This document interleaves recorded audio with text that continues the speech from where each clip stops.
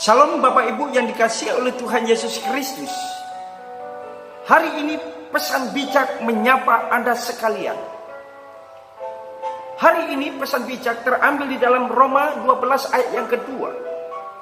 Janganlah kamu serupa dengan dunia ini, tetapi berubahlah oleh pembaharuan budimu, supaya kamu dapat membedakan manakah kehendak Allah,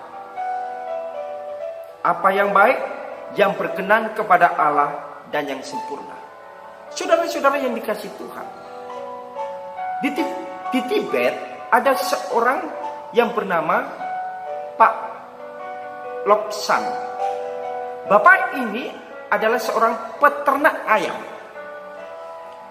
Biasa kalau pagi dia harus membersihkan kandang ayam dan kasih makan.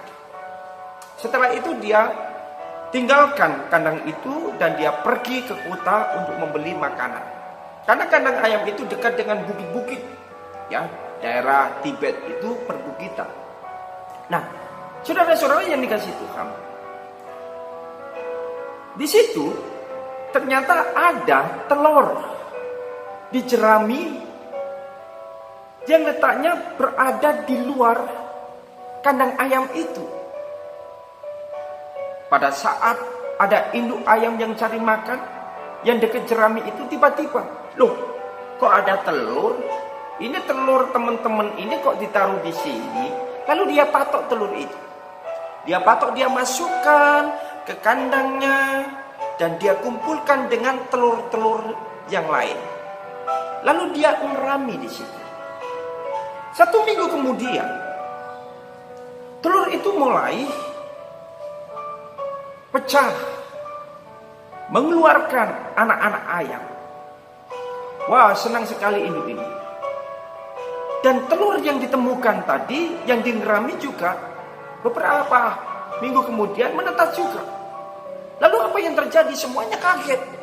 Anak-anak ayam kaget, induk ayam juga kaget. Loh, kamu kan anak elang? Bukan. Aku kan anak mama, aku anak ayam. Oh bukan, kamu bukan anakku, kamu ini anak elang. Bukan, aku anak ayam. Wah, tidak lama kemudian, bapak ini yang dari kota cari makan ayam datang. Ketika melihat, memeriksa semua kandang ayam, menemukan kok ada ribut-ribut ini. Lalu dia lihat, bapak ini juga kaget. Pak Lobsang ini kaget. Loh, kok ini ada anak elang di sini? Semuanya pada takut. Induk ayam pun ngumpet, anak-anak ayam pun ngumpet di induknya. Karena ketakutan, karena biasa di daerah itu banyak korban buat ayam-ayam itu dimangsa oleh elang. Lalu bapak itu ngomong, kamu anak elang? Si anak elang bilang, bukan, itu mamaku, itu mamaku. Aku anak ayam, aku bukan anak elang.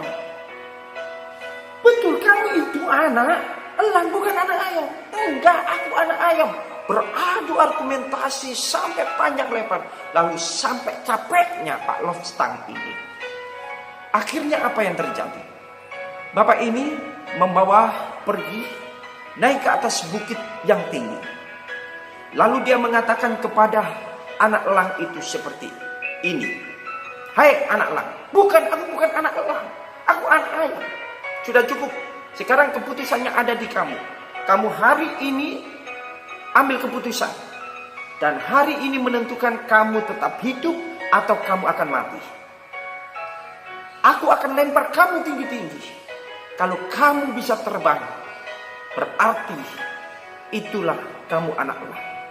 Tetapi kalau kamu menganggap dirimu sebagai anak ayam, maka kamu gak bisa terbang dan kamu akan mati. Pada saat dilempar tinggi, apa yang terjadi bapak ini? Ternyata dia bisa terbang tinggi. Dan dia menyadari pada saat dalam kondisi yang seperti itu, dia ubah konsep berpikirnya. Aku anak elang. Akhirnya dia bisa terbang tinggi. andai kata pada saat itu dia tidak mengubah cara berpikirnya sebagai anak elang, dan dia tetap ngotot sebagai anak ayam, saya percaya dia akan mati. Demikian juga kita. Sadar kita sekalian bahwa kita ini berstatus sebagai anak-anak Allah. Maka Tuhan tuntut buat kita, cara pikir kita, cara pandang kita, paradigma kita harus berubah. Kenapa demikian? Supaya kita bisa mengenali, memahami mana yang menjadi kehendak Tuhan, mana yang tidak. Bagi orang yang mengklaim dirinya sebagai anak-anak Tuhan, maka dia pasti mengubah cara pandangnya. Tidak sama seperti dunia. Cara pandangnya sama seperti cara pandang Kristus. Sehingga tahu mana yang berkenan kepada Allah dan mana yang bukan. Kiranya pesan bijak ini memberkati kita sekalian. Shalom.